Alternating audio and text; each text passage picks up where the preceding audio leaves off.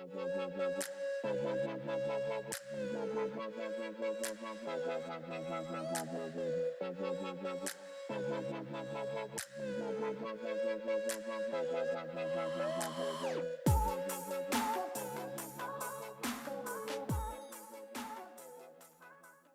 afternoon, everybody.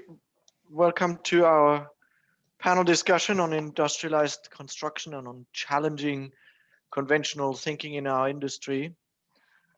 We have a panel of 5 people plus me moderating this today, and we want to explore why industrialized construction hasn't worked better, and where the industry needs to go in the next steps in order to get to a higher level of productivity. Before we do that, I'd like the panelists today to introduce themselves. Maybe we start with just briefly myself. I'm Wolf Mangelsdorf. I'm a partner at Buro Happold. I'm a structural engineer. I have spent quite a lot of time thinking about industrializing the construction industry and what needs to happen. And I've set that out in publications and so on, working very closely with a team of several people here in our organization, including Franck, who's on the panel. I will lead the discussion today, asking the question and guiding it along. And maybe we start with you, Symon. Could you please quickly introduce yourself?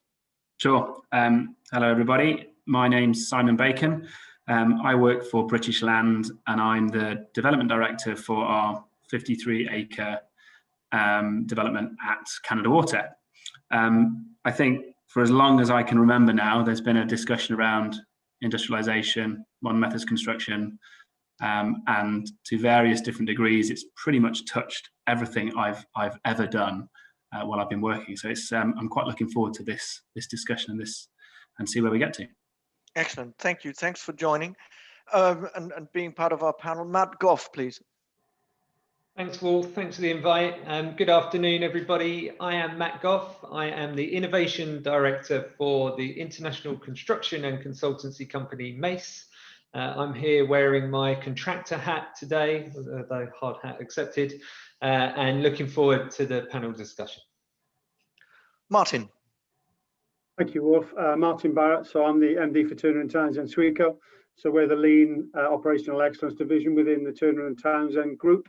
My background is 20 years in manufacturing and 15 in consulting, the last 6 or 7 working in the construction sector as well as others. So not a construction expert, but a lean expert.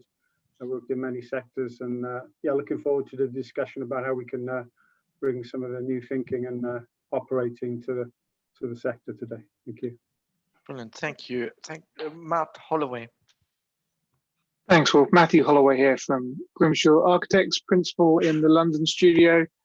I've got a fair amount of experience in the construction industry globally, having worked in the UK, Australia, and throughout Asia. Currently leading the design team working on the Construction Innovation Hub platform design project, which is a kit of rules approach to construction in government projects, social infrastructure projects. And Franck.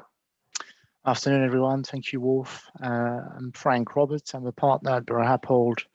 I've got circa 20 plus years of experience in the construction industry, and my main, during these years, my main focus has been project delivery in London, mainly.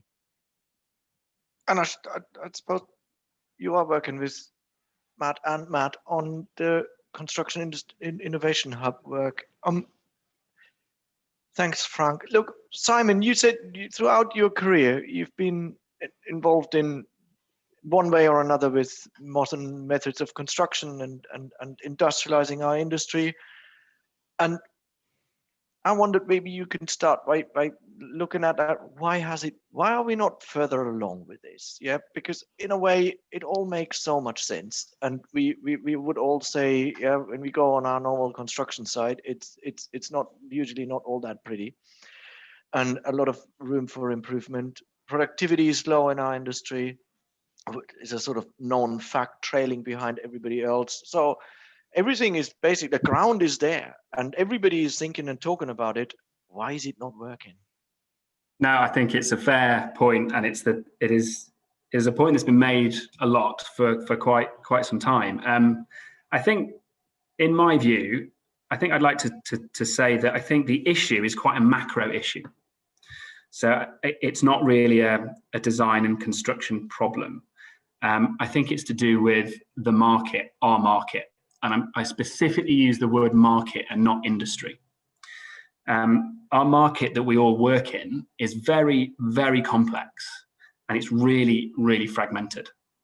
And by that I mean, throughout the process of putting a building up, and it is different depending on different types of building, but I'm going to talk about it from a very commercial, either office or residential type building. The market changes the different people selling and the different people buying. And all of the time, those purchasers, the people selling, the people buying, have an influence on the decisions that we're trying to make when we talk about industrialization. So for example, we're going to go for an office building. I need to buy a plot of land to put the building on. So the person selling that plot of land wants the highest price, and everyone out in the market is going to pitch for that bit of land. And the way they pitch the highest price is they drop the construction cost to the cost that they think is the lowest, and they put up the value that they think they can sell or rent that office building out to the highest. So the person who's prepared to speculate the most of the most value and the least cost. So immediately from day one, we've got a problem, because I'm setting out with the idea of industrialization, but I know I've got to deliver that building, so the bit that we probably all know the most, for the lowest cost. And as you step through planning to the next level, as a developer, I'm going forward to the planners to say, right, I want to put this building on there. The planners want a different building from the one they've got next door, which is opposing all of the things that we think we can get from industrialization. So as a developer, I've got another problem, that the planners have a specific set of rules that potentially, and a lot of the time, completely fight against some of the things that we want industrialization at.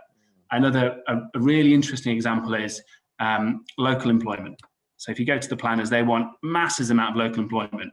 Well, we want to manufacture the building somewhere else and bring it to site. That doesn't really help the idea of providing industrialization. Not to mention, I then need to buy that building. So I don't want to commit to a supply chain yet, because I have absolutely no idea how I'm going to build it, and I don't want to be constricted. The actual design and build bit of it, I think we've got lots of good ideas of how we can do that. Then the final, which I think we'll probably talk about, and then the final bit that I think is a real issue, is then our asset management team. So someone who has to look after that building, they want to make that as easy as possible and de-risk it. So having a narrow supply chain, if I bought something that person might not be there in a few years' time, is a bit worrying from an asset management point of view. So I go back to the beginning. The issue from my perspective is very, very macro. It's a different market to when we consider and compare to how industrialization has impacted other areas. There's a lot in there that I want to come back to, but I want to hear first the other panelists to have their view on why it's not working. I mean, if you agree with Symon, then we don't have to repeat it, but it would be good to hear. Martin, you come from a completely different end. Yeah, you come from manufacturing basically, and not necessarily from laying bricks and or organizing gangs on site. How do you see life there? Yeah, where do you think that the construction industry is somehow sort of not getting it? It's interesting, because I suppose picking up I'll come back to a couple of great points by Symon, which I'd like to come back to. But even if you take the example of bricks, I mean, they're made off site and brought to site. So in principle, we're already doing something there, but we don't kind of think of it like that. A couple of points Symon made about standardization. Everybody wants everything different. So from a manufacturing perspective, even in manufacturing and in food or automotive, you still think about, I don't want to buy the same car or the same thing as the next person. Everybody wants their own little twist on it. So I think there isn't just one solution. I think we have to deal with complexity, which does make it difficult, obviously, but there's not just one solution to it. So it's how do we embrace the standardization element whilst maintaining the opportunity to have that creative side of things. So complexity is absolutely something we have to deal with. I also, Simon talked about cost as well. So that equation of that you described. But I think from my perspective, we've never been afraid, whatever sector you work in, the whole principle of, driving out waste. If I take cost as another word, absolutely driving out waste. There's so much waste in all the processes that we see. And I don't just mean that in construction, whatever the sector is, and construction is no different. So it's how you tackle those things, but you have to break it down. So you have to tackle things in pieces. I'm going to slightly contradict myself here, because in our view, what you have to do is not take a siloed approach, but you have to take this end-to-end view as well. It is about joining the whole thing up to get the maximum, take the maximum opportunity, but the devil is in the detail. So for me, it's a top-down approach. So it's that whole thing about client, contractor, construction, designer, architect, supplier. You've got to look at the whole thing end to end. It's absolutely then about leadership and taking a direction and going forward. But it's also not just that top-down leadership element, it's the bottom-up, it's the execution piece. Because every day there's the opportunity to drive waste out, to do something different, to standardize what you do. And that might not just be the standardization in the process, but if you look at what we do, what are the repetitive elements that we can work on a day-to-day basis? We all kind of get a bit excited about the sexy stuff if we're working on a project, whether that's construction or infrastructure, and taking the bridge off site and then bringing it to site. If it's infrastructure or construction, how do we bring things to site? But it's very much about the day-to-day elements are huge opportunities to be more efficient and effective day-to-day as well. I want to come back to those. Yeah, there are a bunch of things again in here that I think are. Sorry, probably two things. No. But this is good, because I think it does show it isn't a simple one-liner project problem, right? It's not about get a factory, build a bunch of containers, and bring them to site. Yeah, it is much more complex than that. Matt Gough, you're the builder, yeah. So we had the developer, we have the industrial, and you're the builder. Where do you see things aren't working, or maybe for you they're working? I don't know. Yeah, tell us. Yeah, I do think we're a bit too hard on ourselves about not working. I knew you were going to say something like that. I think there are some, real shining stars and great news stories where we are achieving good productivity and delivering great products. And Martin's just mentioned motorway bridges. We're doing some fantastic stuff nowadays in terms of our off-site assembly capability. And Mace has got a few up its sleeve too. But I agree, we could always do better. And I think it's everything that Simon said about the kind of fragmentation in the industry, I do see as being a kind of real barrier to progress in some regards. Every project is a prototype. Every project has a different set of people on it with misaligned objectives and different backgrounds, track records, experiences, etc. And therefore it's very hard to kind of get repeatable and industrialized kind of processes and projects underway. But I do also think for our industry, there is an opportunity to kind of really go after the sort of the transformation element. So, when we talk about industrializing construction, a lot of the time we're talking about, doing pre-existing things better. So we're trying to make our processes a bit leaner or a bit more efficient, as Martin refers to. But I think we're at an interesting tipping point in industry where we also need to be looking at doing better things. We've got some massive disruption coming our way. Most importantly, how we accelerate our response to the climate emergency as the built environment. And I think it's time for some real exponential thinking about this, where we can't be fragmented anymore, right? We've got a collective goal that we need to go after. And I think that should be a real opportunity for us all to start to make some perhaps greater progress. Cool. Yeah, these collective goals I want to get back to as well. Now we're landing on the designers. Yeah, maybe we start with Matt. Yeah, where your firm, Grimshaw, or if I go back to Herman Miller, right? The factory in Bath, not a million miles away from our Bath office. Yeah, how many times have you rebuilt this and redone? It's this sort of 1970s approach to modular prefabrication. Probably, I mean, isn't it listed as well or something?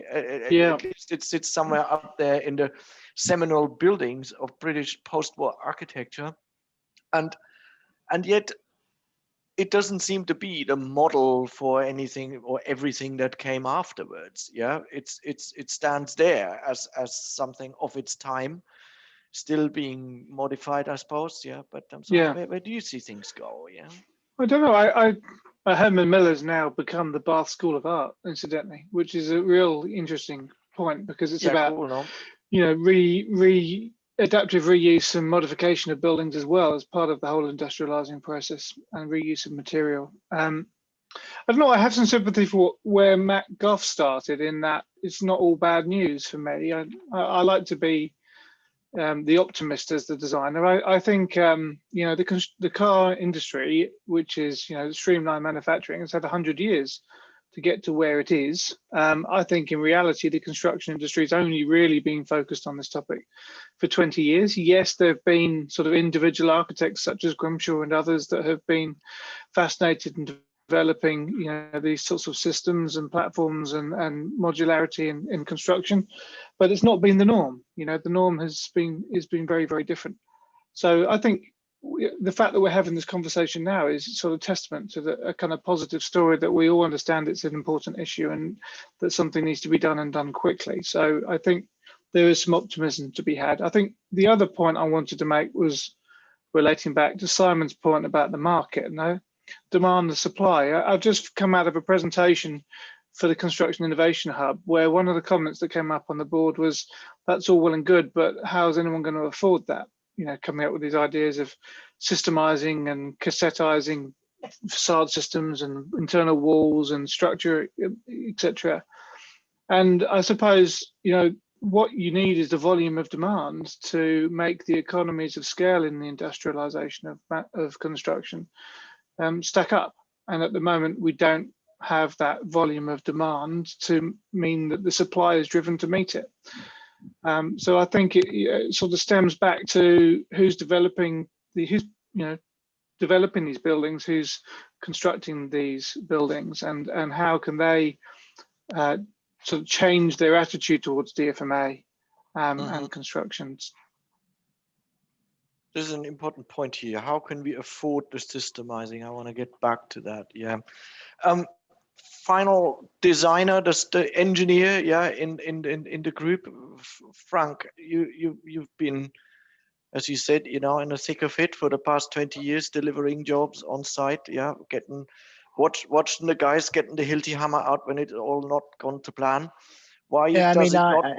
Yeah, it's interesting. I mean, I agree with a lot of the comments which have been made and so on, and picking up on the point that Matthew made just now about the lack of volume. I mean, I'm not sure I agree with that. I mean, if you look at the size of the construction industry, it's huge. We're building everywhere, so there is massive volumes in demand. You also have a number of kit of parts, which are very standard and standardized across, the various bits which make a building. I think where things fall down a bit at the micro level, and I'll come back on the macro afterwards, is the fact that it's how they come together, and a lot of the efficiency on site is lost when you try and assemble things together on site where they don't fit, or they're not been planned properly, or they haven't been resolved. And in terms of as designers, I think we've got a big part to play in that, in trying to resolve these issues and these interfaces. And if you look at the macro level, I feel sometimes we've regressed a bit. You had the master builders, 100 years ago, and these guys were responsible for everything. In fact, they did the architecture, the construction, the engineering, they did everything. And I mean, I wasn't there then. I don't know exactly how smooth they were, but some of the products, look quite good. And but you had a ownership from A to Z, effectively. They own the entire process, the design, the construction, the delivery. Nowadays, things have become a lot more complex with the elements and the bits which form a building, and highly specialized. So you've got these trade contractors who are very, very specific at what they do and very good at what they do.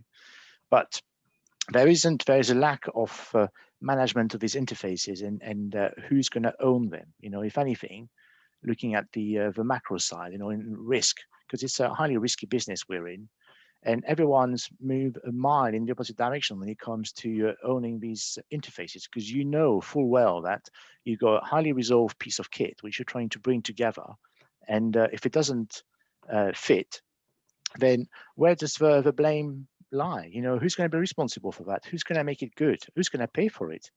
And so as designers, client, maybe less so, but probably because interested, because ultimately you're picking up the bill at the end, and construction, we're not coming together to try and resolve these things in a collaborative way to smooth a process. And I personally truly believe that if we were able to solve that and define and solve a risk issue, we would go a long way in becoming a lot more efficient at what we do.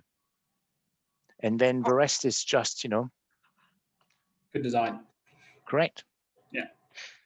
Yes, and let me go way back to the beginning of the first point you made, Symon. Yeah, because I see a bit of a contradiction in there. Yeah, and I want to explore that, and I want to bring that back to the first point that Franck made, and that is that you said when the land deal is made, yeah, it's all maxed out, and we've all been involved in these models, right? Where you squeeze the last square foot out of whatever you can get, net to gross, whatever, dial down to absolute impossible, and so on. And then you get to that point where the construction cost needs to be lowest, and your value needs to be highest. Yeah. And my question is, if we were to produce buildings industrially in a industrial process, yeah, where we reduce the waste that probably accounts for what, 20% of what we're actually carting to site is being thrown away or something. I've read something of that order. It's horrendous. Yeah. Would we then not get to the point that we're bringing construction costs down? If I connect that to Franck's first point and saying, you said we have all the parts already. Yeah, I mean, Martin, that was your point in a way too, isn't it? Like, it's bricks. Yeah, bricks are produced somewhere. You have different suppliers on there, actually an industrial product. So isn't there something where we already have a highly industrialized construction industry, and at the same time we're not really using it? Are the concepts right that we're setting up there? So it's an interesting point. However, to be honest, Franck pretty much answered the question, and as far as I could see, hit the nail on the head. It is the fact that it's all based around risk. So let's take the waste point. Let's take any of the efficiencies that we can all academically put together, and in some cases prove that work on a construction project. If I sit in front of a contractor, and very good contractors, the risk will be passed to me. The cost will stay the same or go up. So I don't actually see the benefit as the client. So it isn't, you're absolutely right, but because there isn't an end-to-end, so I'm as much at fault as anyone else along the process. There isn't an end-to-end ownership. There's master builders, there's people that actually, America, the US market does better. And there are still some people, in the UK that operate more of an end-to-end developer contractor. Generally, it's quite difficult as a client because you're left with, I'm not really seeing that benefit. So why that you're saying the waste is going, but the cost isn't coming down. I've still got this, at best, same price and an argument around the quality is going up. That tends to be the thing that comes back from if we go and do, put it in a factory, and this is on the basis that there isn't a benefit from logistically or from the way the design is benefiting. Okay, but the way I understood what Franck said and the way I see it is that a lot of the products that we bring to site are already highly industrialized. Yeah. So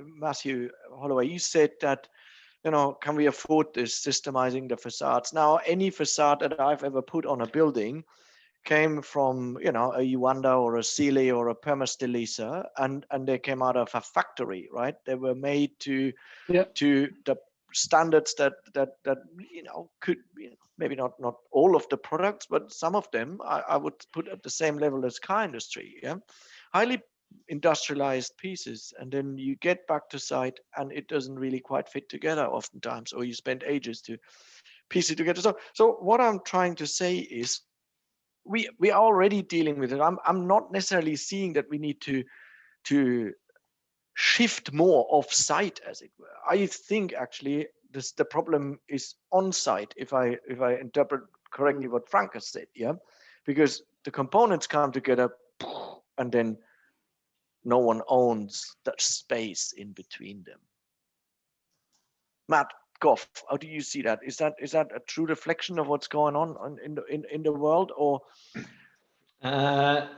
Probably broadly across 90% of industry, I'd say yes, it probably is. And I think, you know, unfortunately, we're in a position where, you know, we've created the industry that we have to deal with all of the, you know, the issues, the risks, but therefore we deserve the industry that we've got in some respects. You know, we've created our own monster around that in terms of, you know, allowing everything to fragment and sort of disconnect and disintermediate, etc. You know, and we probably spend more on legal fees, you know, than we do on actually making improvements in some regards. So, but just to come back to the industrialized point, I think where I don't think it is highly industrialized. I mean, yeah, we do certain things off-site, pre-fabrication. We do a lot of pre-fabrication. We do a lot of off-site assembly, but those are all still relatively standalone systems. So yeah, you talk about unitized cladding panels, etc., but they're not really talking to the structures people before they turn up. We're actually, with our Mace Tech business, we've now licensed some IP from a company in Melbourne, where we're attaching the facades to the precast concrete before it comes to site. So we're able to deliver traditional building material and level of quality and performance, but sort of very much constructed in a modular way. But again, it comes down to risk. So we have to take the risk on that. The facade contractor loves it, because rather than having to deal with all that headache of bringing the stuff to site and install it on the building, they just drop it off at our pre-assembly yard and kind of, you know, rub their hands and off they go. So, you know, we're having to, I guess, step in a little bit more there. But there's still massive amounts of the industry that aren't doing that. And there's still even massive amounts of our business and what we're doing that isn't doing that either. I was talking to one of our biggest dry lining contractors last week. They reckon 15 to 17% of the plasterboard that they bring to site goes straight back out in the skip, mainly because, you know, they buy it in standard sizes and then have to cut it. But also there's a significant amount of waste in terms of the install, etc. That plays well into your zero carbon targets, I suppose. Yeah, totally, right? It's just wrong, fundamentally wrong. But it's so cheap to buy plasterboard, because we've driven the economies of scale that way, that waste is almost kind of forgotten, right? So it's actually more cost effective for them to continue working in that way than it is to do something that's a little bit more considered and you know, manufactured off-site. So we have built ourselves a kind of set of problems around this. But, you know, equally, we now have the opportunity, I think, afforded by technology, and like I said earlier, some perhaps bigger challenges that we're all got to face up to start to try and address them. But if I take your example of the pre-assembly, where you connect the facade onto the slab, and I bring this back to what Franck said earlier. Yeah. So doesn't that actually mean two things? One is that you've got a couple of prefabricated, you said it somehow, right? You've got a couple of already industrialized products, the facade and you know, the frame of some description, and they don't talk to each other. They're not compatible. So you do this in your pre-assembly yard, aren't you somehow taking out the risks that we're all talking about? Yeah, Matt, Simon, you said it's all about risk, and I actually think that's totally the case. Yeah, and then you play the role of actually taking ownership of that interface that Franck said has no ownership. Yeah, we do. Yeah. So isn't there an interest by the client to actually have more of that happening in some form? Because you're not creating a new industry. You're not creating somebody else who is now creating a different type of. You're building a sub-assembly, and in that sub-assembly, you're just shifting the interface from somewhere to somewhere else. Yeah, you make the interface that was a facade slab interface into a slab interface, basically. Yeah, and it sits with the same contractor. Simon, does that address somehow the risk thing or something, or is this just another headache for a client? No, not at all. It does address the risk point, and it generally goes back to having the transparency around where is that interface, what is the risk, are we happy to hold it, do we understand what's going on? And I must admit, some of the things that I've seen the Mace business do are pretty impressive, because they really are putting themselves out there to take that risk. And I'm sure there are examples of where it's worked well, and probably some examples of where it's not worked quite so well. But that learning is obviously flowing through their business. So it does address it. However, I still, when it all comes, you wrap that up for here is a project. It rarely, in fact, I don't think I have yet seen it, when compared to a more traditional approach, cost less. At best, it is the same. And at that point, you obviously go, if it's close enough, we know it's the right thing to do. We believe we're going to get a better quality. It's more controlled. It's safer. Absolutely. But when the gap is big enough, and in the current climate, the market is tight enough, it is hard to make that call. So you're right, it is helpful, but ultimately it's about understanding where the risk sits and everyone taking the step forward together. Franck, if I relate that back to conversations that you and I have had over the years on how much time you spend as a designer, how much fee you earn as a designer, sorting out the mess that is left in the unresolved interface, in the what we would term in this conversation just now, the risks. Yeah, if we did this better, don't you think there is something in there for the developer, that you actually get to a cheaper and better quality product in the end? Yeah, absolutely. I mean, it's absolutely. I think sometimes we kid ourselves, because we think we're being a bit clever by boxing things in or out, but they always come back, and the problem is not going away. You're still going to have to resolve it one way or another, and it's how you best do this. And so there may be from a client's point of view, you may say, well, actually, it's okay because I can still get the maximum return or competitiveness and the quality of product. I think I'm not sure we're mature enough yet to be there, but we need to be a lot more collaborative and open about what the risks are. And I understand, from if you are the client, you think, okay, it's all very well, but I can't be having the risk and also having an open checkbook to everyone and all the trades and the designers, so that they very kindly solve them for me and making massive profits, while hemorrhaging money. And it's finding that right tension. And I think that there are ways I can see that bringing a higher level of, and one thing as well we haven't talked about technology, which I'm about to say something about, but there are ways that you can bring a higher level of definitions of the design and resolution of these interfaces, taking the risk away. And we are best placed to do this, all of us here in this virtual room, the designers, the contractors, the project managers. We are best placed to take these risks and manage them for you.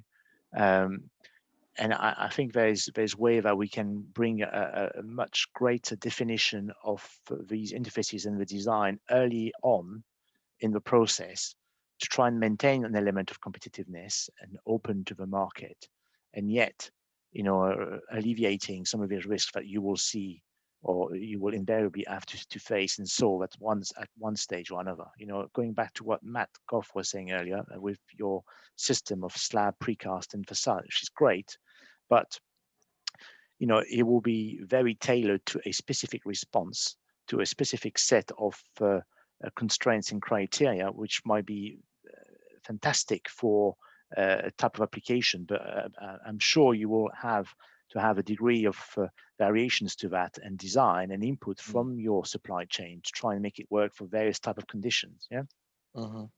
And so it's when do you bring that, and at what stage, and which I think is part of the key as well to resolving some of these. There's two aspects here that I want to explore a little further. They're related, but they're somewhat different. Yeah.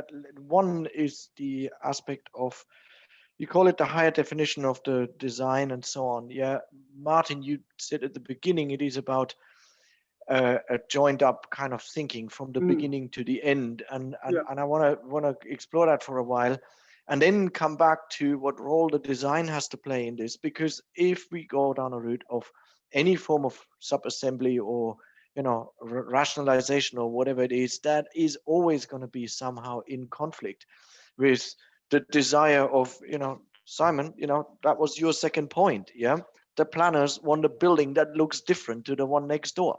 Yeah, and our clients want that. Our architects usually also want so the risk is there. But let's explore first this idea of the whole joined up kind of joining everything up to get the maximum opportunity, you called it. Yeah, and with a slightly outside view, where do you think this needs? How is this done in the manufacturing side of things? Because you probably also work with different suppliers, yeah, that come from the outside. Yeah, for sure. I mean, for me, you know, we talk about end-to-end thinking, and it's very much about.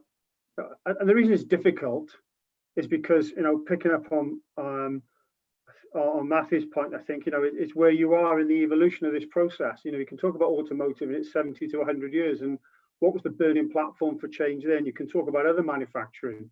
You know, why did they have to change? You know, so for construction, what is the challenge for us? What's going to make that change? What's going to challenge us to do something different? Because fundamentally, the way I see it is about, actually, you can apply the technology. We can talk about NMC and offsite. They are part of the solution. Digitalization is part of the solution, but fundamentally, we're really looking at a different way of working. So then we start to talk about behaviors, which is the difficult bit. And we're changing our behavior to try and create this different way of working. But if we can do that, it's end-to-end thinking. So how do we get people engaged in the process earlier, to build these relationships, get suppliers more engaged in an earlier way? And if we think about some of the language we've been using in our conversation, you know, around risk and blame and those things, how do we, you know, if we're going to be bold, and I talked in the beginning about, you know, top down and bottom up and the whole top down leadership piece. So how, you know, there's the challenge. You know, how do we create the scenario where, you know, who's going to take the blame, who's going to pay for it, who's going to take the risk? Actually, we start at the outset with a different mindset, which says we're all going to win in this. How do we create the template and the model that says, actually, from start to end, this is how we're going to operate, and actually we can all make money out of this, and we're going to have to do something different and adopt different ways of working and behave differently. So that's what I talk about, you know, the whole end-to-end piece, joined up, everyone engaged, clear about what the rules of engagement are, but also the leadership comes from that first part in the process. Somebody's got to be bold and make that call as well. And do you think that this needs whole? No, I need to frame this differently. Do we have the means to achieve that, or do we need to? Do we have the contractual means, for instance, to achieve that? I think that might need to change. I think that those could be some of the handcuffs that need to be released. It is about thinking differently, and I'm not saying for a second it's easy, but that's part of the process that perhaps needs to change and be overcome. So the way we work at a number of levels, not just off-site manufacturing, we can absolutely do that, but, you know, at a micro level, we have to be on-site ready to absolutely maximize what we do. No, and I agree. You see, I mean, whatever you put together off-site will need to be fit on the back of a truck. Yeah. And then But again, the interface is another point, yeah. But further upstream, those other interfaces, the whole way we work right the way through the process needs to be considered, I think. And procurement and contracts is a great example of that. Not an area of expertise for me, but in terms of what we see, I just see it from a perspective of risk and blame and who throws what over the wall to someone else, perhaps. Symon, have you explored to this and I want to get back to design in a moment, Matt Holloway. Yeah, so bear with me, but I need to drill into this a little bit more. Have you, Symon, in any form considered the aspects of procurement and bringing everybody in and sort of changing the almost the rules of engagement around risk and around how we see the whole process? Because for me, it is more process than anything else in a way. Yeah, you're right, and there's a point around the contract expectations, the levels of businesses, the risk levels that businesses want to take, and you absolutely have explored it in various different levels of detail. Actually, the bit that follows risk is reward. So understanding both sides of that equation, it's fine. The reason why we're talking about moving the risk around is because there's no reward there.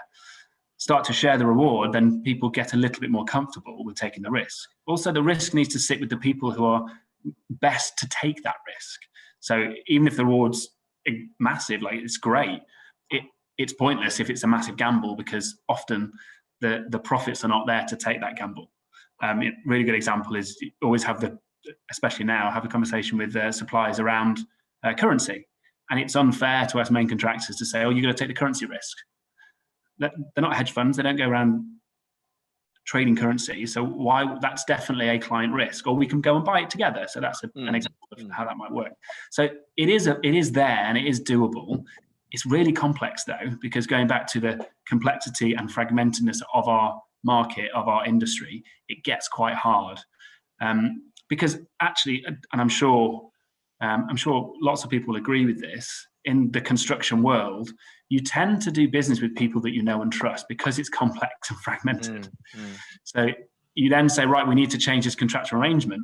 That's quite tough if for the last 10, 15 years you've been working in a certain way and you're now moving that risk and reward scenario. It's doable, but it's not easy. It's not easy to do that. And you might need to completely change your supply chain and change things dramatically.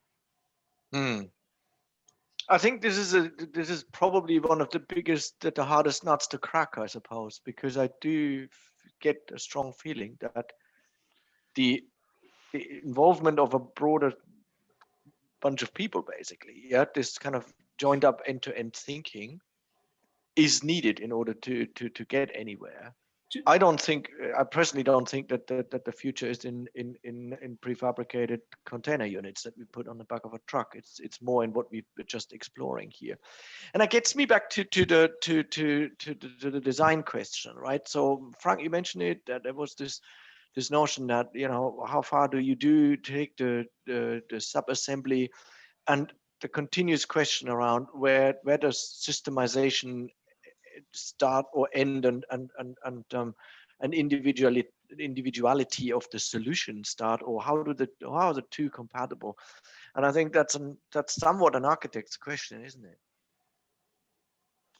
Well, yeah, I suppose it is. I think one of the things you wrote in your industrializing construction paper was about not leaving things to chance on the construction site, and that every element about construction should be designed. Every bolt, every connection should be designed. And that, I think, sits initially with the design team, architects and engineers, to conceive and resolve that, and then obviously to work collaboratively with the construction industry, main contractors, subcontractors, and ultimately with the developer or whoever is paying for the building, who is the client.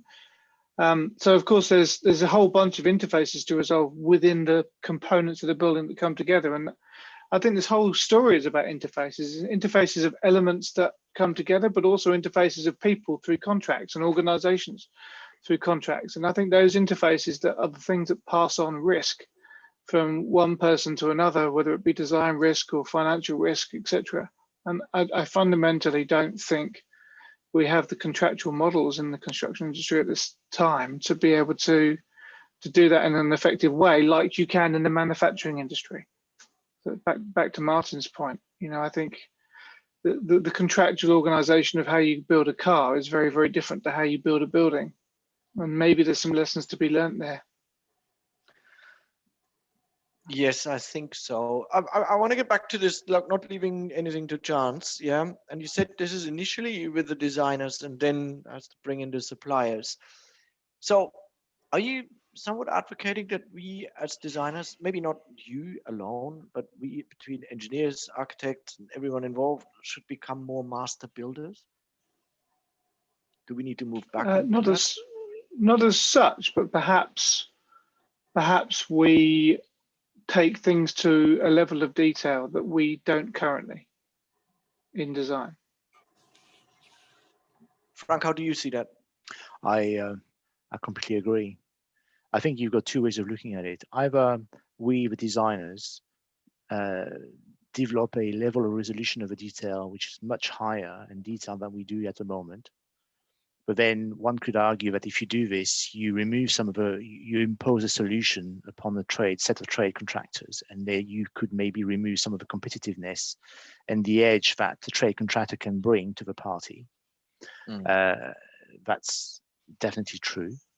But at the same time, if you haven't resolved the interface between that highly skilled trade and the next one, then you're still back to square one, and you're gonna, the economy you've made on that supply chain, you're gonna pay for it, at resolving the interfaces once you're on site in terms of program or delays or same thing, or making it good, or you try and bring the trades early. And their engagement. And I know at the moment, we often talk about PCSA agreement and so on, but there's still an element of, you get your feet under the table, you try and keep, from cynically from my end, you trade contractors, if they can't relieve and release all their tricks, straight away. I mean, they've got to keep something up their sleeve, I suppose, in terms of competitiveness again. So I'm not sure that it's always working well, at PCSA and the engagement of the main trade contractors. Certainly costs a lot of biscuits. Yeah, we've established that. Yeah. So. Yeah, it's not helping me, I tell you, in terms of waistline, but still it's good. I enjoy a biscuit or two. And so, yeah, but again, I think, with 10 minutes that we've got, I think we should talk about technology as well and how this could maybe help us resolve some of these things, and about, the kind of digital prototyping, digital mock-ups, of how things come together on site.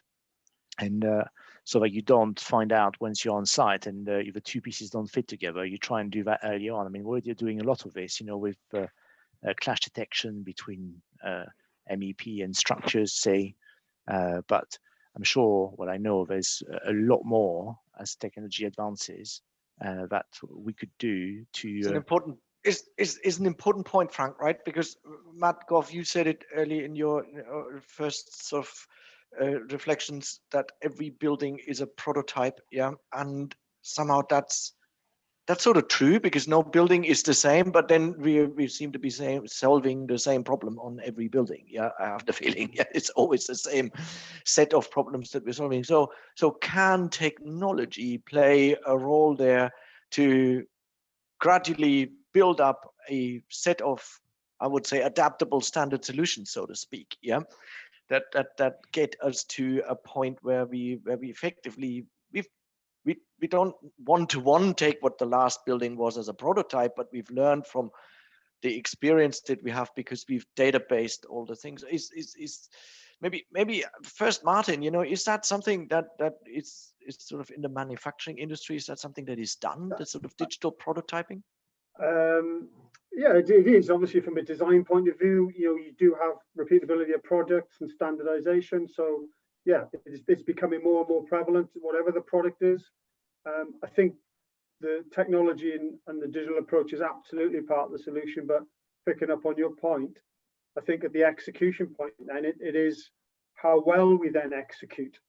And it's if we call standardization not the right way, but repeatability, but the the way we perform and how organized we are. So how organized our work is and how well we execute it. Do we measure that? Do we drive performance and drive productivity? So again, technology is part of the solution. Engaging people early is part of the solution. Looking at the way we contract is part of the solution. There are a number of elements at play here that we have to, and that's why it becomes difficult to go tackling all of these. That execution and that Frank was talking about, yeah, definitely. I think using technology and using a digital approach certainly helps. And then it's about how we execute that as well at the micro level, day to day. There's huge opportunity there too. I like the distinction you make between standardization and repeatability. Yeah. So because that goes into this. Yeah, it's somehow we need to counter that notion that everything has to be the same. I think in order to be an industrialized or facilitating an industrialized process. Right? Yeah, and I guess if you think about it, every building is different. I accept that to a degree. It doesn't have to be, but if you then take every building floor by floor, or room by room, or an estate, if depending on what the product is, the output is. If it's a housing estate, if it's 600 houses, if it's a number of flats, it's just a mindset thing. You've got to look for where the opportunity is, I think. So rather than everything being standardized, you think about our processes. If we're going to make our processes more efficient in how we work, there's another way of looking at that as well. So to say, where is the repeatability in what we do every day? Are we doing something completely different every day? And over the 3, 6, 12, 18 months that a project lasts for, or a bill lasts for, where's the opportunity? Are we maximizing that as well? Matt, isn't in some form the Holloway that is now the aim of the CIH configurator, or the ideas behind that we develop technology that allows us to manage that process, see the opportunities for repeatability, standardize to a degree processes or families of details or whatever it might be? Yeah, absolutely. Yeah, so that the digital platform and the configurator are being developed in exact parallel with the design process. So, it shows the kind of level importance of the two things being developed, technology and design at the same time. And do you think that this will get us to something where we get to this point where we're not leaving it to chance? Because as we build more and more, as we have more and more experience, let's say codified or memorialized in the configurated database, that we actually can bring it back and say you've got three options here, Mr. Facade Guy, to bolt your thing into the concrete edge or something, in a simple way, yeah. And we know we've tested them. They work with the tolerances, they work with the movements, all that sort of stuff that we're going through every time. I think that we're on that path. I think we're at the very beginning of that journey, though. I think it will take quite some time to get to the point where things are sufficiently standardized, but also competitive in the industry to make sure that your standard components aren't necessarily closing out efficiencies and cost and program and those sorts of things, and making sure that you aren't closing out different people from being able to tender for your building and your system that you're developing. But I think we're certainly on that journey. Simon, as a developer, wouldn't you like to have a sort of digital prototype that you can test and pull apart and play with, and even give you to your facilities team and say, look guys, this is what you're going to get, right? I mean, there's a whole nother talk on this. I'd like it. I don't want to pay for it, if that's right. It'd be great if it just came with the process. I guess in short, yes, but look, you're the developer. You pay for everything, right? I know. So you will pay for it one way or another. What you want to say is you don't want to pay extra for it. I've only paid X amount for the land. I haven't got any more money. Frank, get the tissues, please. Yeah. We'll just wait a bit longer for land prices to go up, right? I think the FM is an interesting point because, as far as I can tell, and I am definitely not an FM expert, but we've got a lot of them in British land. We're still scratching our heads going, how do we use these models? So it's great to have it, but we don't really know what to do with it. From where I stand at the moment, I think you can get carried away, spend a lot of money, a lot of time doing they're brilliant, they're really fantastic things. but they're more of a wowing the boardroom than become really practical at the moment. Basically, the technology is ahead of how we use it, as far as I can tell. However, there are some really, really good things that do come out of that. When you kind of balance the level of how deep do I go with this technology, there's a point where you go, this is really advantageous. The brave bit is not going any further. Going, let's take the benefit here. It's that Pareto law bit. We get most of the value, stop. And the rest, we're not quite there yet as a market, as an industry, to be able to get the benefit. But as I say, there's a whole separate discussion on that, to be honest. Yeah, no, absolutely. And we don't have time to just looking at the time. We've got 3 minutes. So we've covered a lot of ground. I think I could go on for a while, but we've probably got time, if it's possible, to squeeze in a couple of questions from the audience. I had a bunch of questions that came out before, and I saw them, and I feel we have touched quite a lot of it. But if there is anything that is sort of unanswered and a burning question, I don't know how we best do this and how I get an idea. Maybe we post the question into the chat and I take it from there. I'm pretty bad at that, yeah. So, but let's see. Yeah, I've opened the chat thing, so if there's any questions, type them in there, and I should be able to see them. And there's currently silence. Yeah.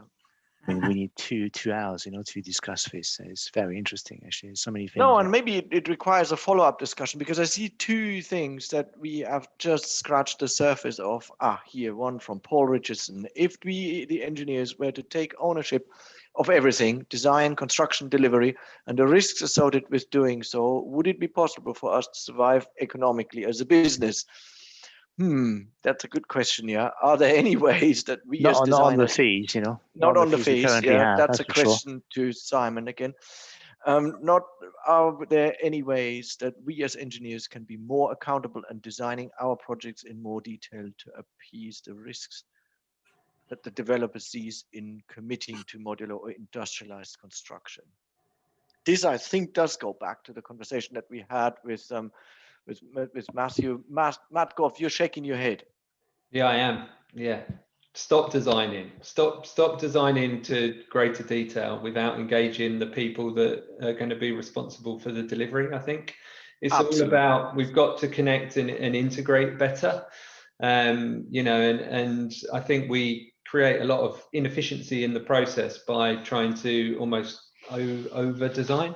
We've also really got to rethink our processes, everyone. Like, this waterfall process isn't necessarily working that well for us, I don't think. And I know obviously the whole industry is built around the REBA process, but where we're seeing it working well, we're kind of, I guess, eschewing some of that. You've got to go right down to the level of, stage 4, stage 5 design, sometimes quite early in stage 2, to really get a grip of what it is that you're going to build and how best to procure and build it, etc. But let's do it together, right? It's not a winner takes all type of affair, I don't think. And Matt, I think that gets us to this one of the two areas that we just about scratched the surface of, and that is the contractual arrangements. Yeah, because I actually think that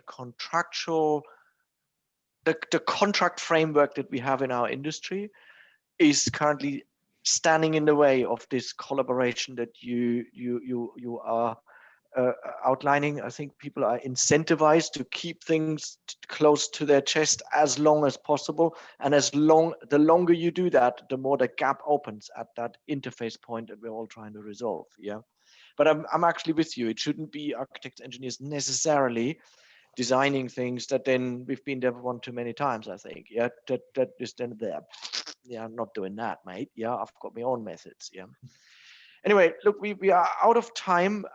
One thing I should mention is, and it came to us as a comment earlier, and maybe that's a reflection on why things have gone wrong in our industry. We have a panel here of 6 people, and they're all middle-aged, white, male, yeah, and that's maybe an expression of where things are not quite right in our industry, right? Because it is actually dominated by people of the group that are represented in this panel. I should say we did reach out to a bunch of female players, and they weren't available. It wasn't easy to get the diversity into the panel. I think we had a diverse discussion and a bunch of diverse viewpoints, but I fully appreciate that is our industry has a way to go in all matters of diversity, and we are working on that. So it's going to be a longer process that is a little longer than the discussion allows us here, but we're very aware of that. The hour is up, and I think we need follow-ups on particular the subjects of how to deal with technology and how to deal with the contractual arrangements. I'd be more than happy to have that ongoing discussion between all of us as we move forward, because I do think we are at a point where where our industry needs to move forward and needs that next step change, not least in order to refocus on the real challenge, which is about minimizing waste, which is about the carbon challenge that we all know about, that we need to find ways of building much leaner and using material in a way that is basically compatible with wanting to achieve our climate goals. And you know that embodied carbon is probably the biggest issue here. Thank you all very much for joining us today, and thank you to the audience. This was highly interesting, and I'm really glad that we had the possibility to discuss this topic here. Thank you.